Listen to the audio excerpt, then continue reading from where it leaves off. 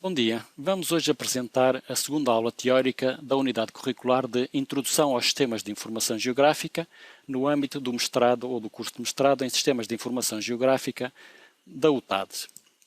Vimos anteriormente que um sistema de informação geográfica pode ser descrito de uma forma muito simples como sistema através do qual relacionamos informação sobre uma determinada área ou sobre os objetos característicos dessa área e a sua posição geográfica no terreno. Se teoricamente é simples definir um SIG, já separar o saber dominar os programas informáticos do saber porquê que se utilizam esses programas ou como é que se utilizam esses programas não é tão simples. Portanto, a maior dificuldade é transmitir a noção de necessidade em utilizar informação georreferenciada. Vimos também anteriormente que para podermos trabalhar em ambiente SIG, temos que ter a necessidade de utilizar um SIG e temos que ter capacidade de abstração para interpretar e formular o problema, identificar os dados necessários e as fontes e as formas de os recolher, desenhar uma metodologia de trabalho e de processamento desses dados e ter sentido crítico perante os resultados obtidos, ou seja, saber de que é que estamos à espera para poder analisar criticamente os resultados obtidos através do sistema. Vamos usar como exemplo da apresentação os fogos florestais em Portugal continental, mais concretamente a série entre 1990 e 2009, disponibilizada pela Autoridade Florestal Nacional. Se analisarmos a tabela ou a base de dados e considerando apenas os dados na sua forma, e utilizando um processador de cálculo, como o Excel, podemos saber para cada uma das datas as características das áreas ardidas, neste caso, área e perímetro. Utilizando as capacidades estatísticas do programa, podemos fazer o somatório para cada um dos anos e ver que, por exemplo, 1990, 99 e 2005 tiveram sensivelmente o mesmo número de ocorrências, 1416, 1462, 1458. No entanto, se analisarmos a área total ardida em cada um destes anos, verificamos que o ano de 2005 foi o ano cujo somatório de áreas ardidas foi máximo e que 99, ainda que tenha o maior número de ocorrências, foi também o ano onde o somatório da área ardida nessas ocorrências foi menor. Assim, surge-nos uma terceira hipótese de analisar estes dados, que é dividir a área ardida pelo número de ocorrências e calcular o valor médio inerente a cada uma das ocorrências para cada um dos anos. Analisando esta situação, verificamos que o ano de 2003, ainda que não tenha sido o ano com o maior número de ocorrências, foi o ano onde o somatório das áreas ardidas deu o maior valor por ocorrência. Portanto, 2003 foi o ano mais calamitoso. Relativamente aos dados estatísticos destes últimos 20 anos relativos aos fogos florestais, podemos ver que, em média, por ano, ocorrem cerca de 1120 fogos florestais e que consomem 122.167 hectares, o que dá uma área média por mancha por ano de 119,98, ou seja, 120 hectares por mancha. Esta situação dá-nos os valores estatísticos, sabemos que houve muitos fogos, sabemos que de um modo geral acontecem distribuídos pelo país, mas o que é que isto significa concretamente? Qual é o significado físico destes números? É muito? É pouco? Como é que isto pode ser analisado do ponto de vista da sua localização espacial? Por exemplo, costuma-se dizer que 1 hectare é um campo de futebol, ou costuma-se utilizar a analogia para com campos de futebol para mostrar o significado físico real de 1 hectare. Uma vez que a UTAD se localiza em Vila Real, e isto são objetos conhecidos dos nossos alunos, temos, por exemplo, aqui que a área projetada, portanto, a cobertura do centro comercial Dolce Vita Douro, passando a publicidade, é de cerca de 2,2 hectares. Em frente ao Dolce Vita temos o Parque Florestal da cidade de Vila Real, que tem uma área aproximada de 4,4 hectares. Portanto, podemos já começar a ter uma noção de qual é o significado real de 1 hectare. Voltando ao exemplo dos campos de futebol. Realmente, o relevado de um campo de futebol ocupa cerca de 1 hectare, mas o estádio todo e a sua envolvente anda à volta dos 4 hectares. Portanto, temos aqui um objeto perfeitamente conhecido e que nos permite ver qual é o significado físico real de 1 hectare. Continuando com exemplos, temos, por exemplo, aqui o campus académico da UTAD e o complexo desportivo da UTAD, que em termos de área, este tem 34,2 hectares e este tem 7,9 hectares. Portanto, começamos a ver ou a ter uma noção espacial do que é uma área ardida. E reparem que se somarmos estes dois valores, obtemos cerca de 42 hectares, ou seja, o campus da UTAD e o complexo desportivo da UTAD não chegam a prefazer metade da área média ardida por cada fogo em Portugal continental. Se compararmos ou se analisarmos o valor total da área ardida média para cada ano ou para cada época de incêndios, vemos que os 1122 hectares, em números redondos, seriam o equivalente a que ardesse todos os anos 55.535 vezes o Dolce Vita, ou que ardesse o equivalente a 30.541 estádios de futebol, ou que ardesse 2.885 vezes o campus da UTAD. Portanto, agora temos uma noção do significado físico destes números, porque temos objetos de referência que conseguimos visualizar no espaço. Continuando essa análise, se, dentro da mesma folha de cálculo, nós conseguíssemos atribuir uma coordenada x e uma coordenada y, neste caso valores referentes ao centroide das áreas ardidas, usando o sistema de coordenadas Lisboa, Eifford, Gauss militar, portanto atribuímos o valor do centroide e agora, utilizando a própria folha de cálculo, a representação espacial num gráfico XY mostra-nos a posição geográfica dos fogos relativos aos últimos 20 anos em análise. Reparem que não é preciso sobrepor o limite físico do território para percebermos o quão grave é o problema dos fogos florestais. Repare-se que só a representação gráfica dos centroides das áreas ardidas mostram a mancha toda relativa a Portugal continental. Portanto, este exemplo mostra que temos que ter capacidade de abstração para formular o problema, para interpretar o problema e saber como é que o vamos abordar. Precisamos ter noções de cartografia, topografia, física, matemática.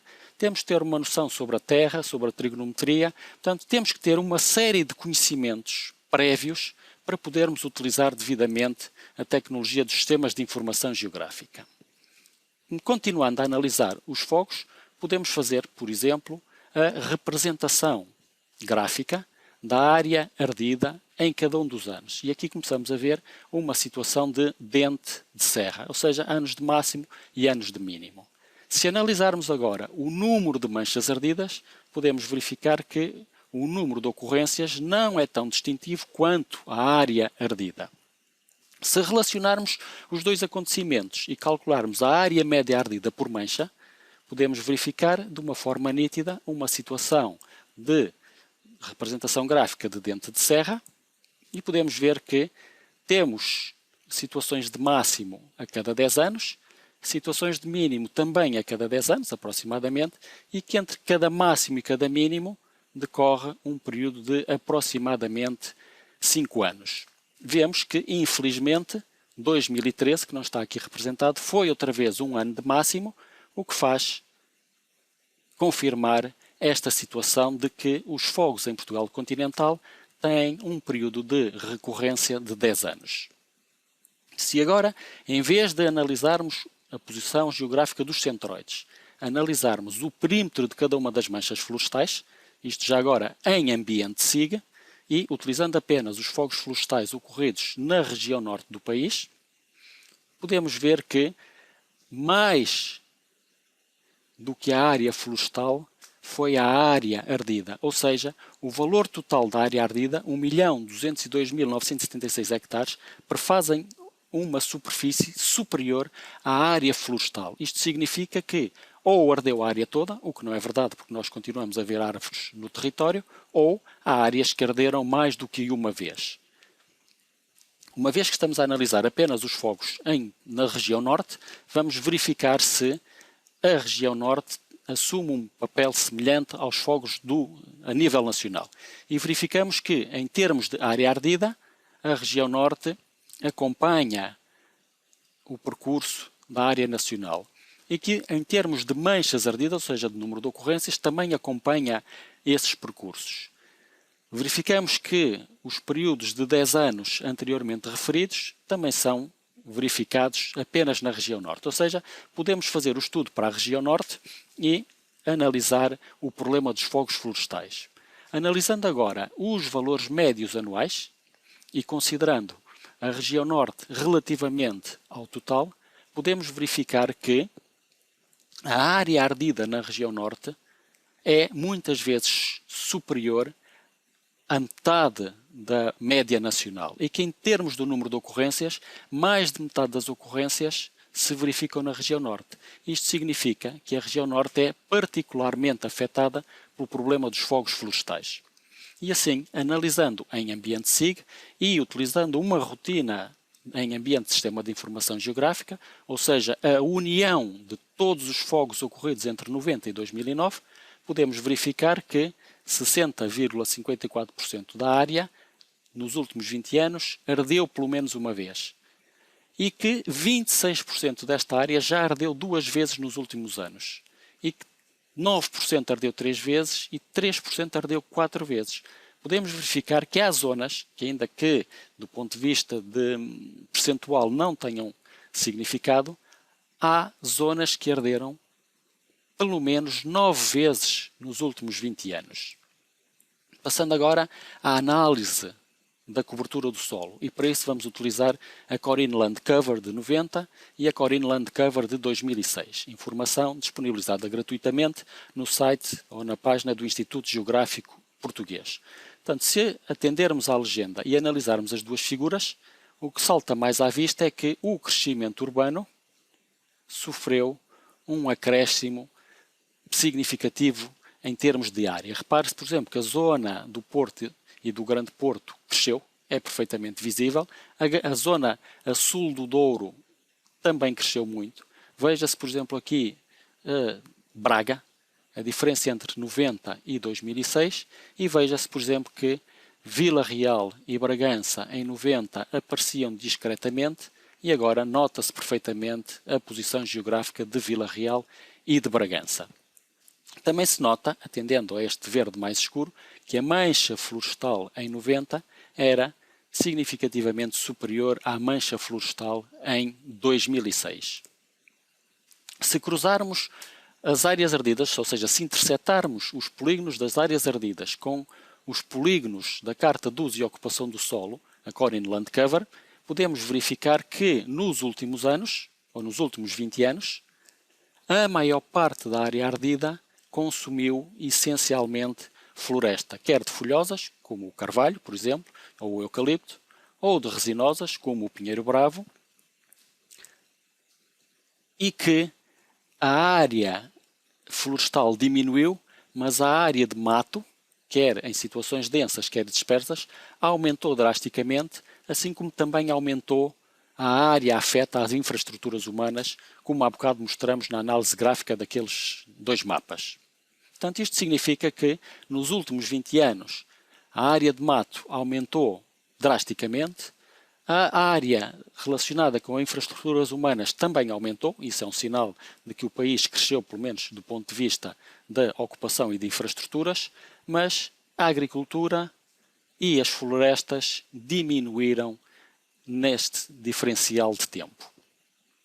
Considerando agora apenas o tipo de uso e ocupação do solo que existia antes dos fogos ocorrerem, ou seja, interceptamos a carta de áreas ardidas nos últimos 20 anos com a Corine Land Cover de 90 e aquilo que nós verificamos é que 84% dos fogos ocorreu em áreas florestais e que a maior parte desses fogos ocorreu em áreas de mato, ou seja, o mato é o tipo de cobertura do solo que mais arde todos os anos. Também verificamos que a agricultura sofreu ou sofre regularmente uma perda ou tem área afeta às áreas ardidas. Analisando agora do ponto de vista dinâmico e cruzando as manchas ardidas com as Corine Land Cover de 90 e de 2006, podemos verificar que Entre 90 e 2006, aquilo que cresceu nas áreas ardidas foi essencialmente mato e agricultura.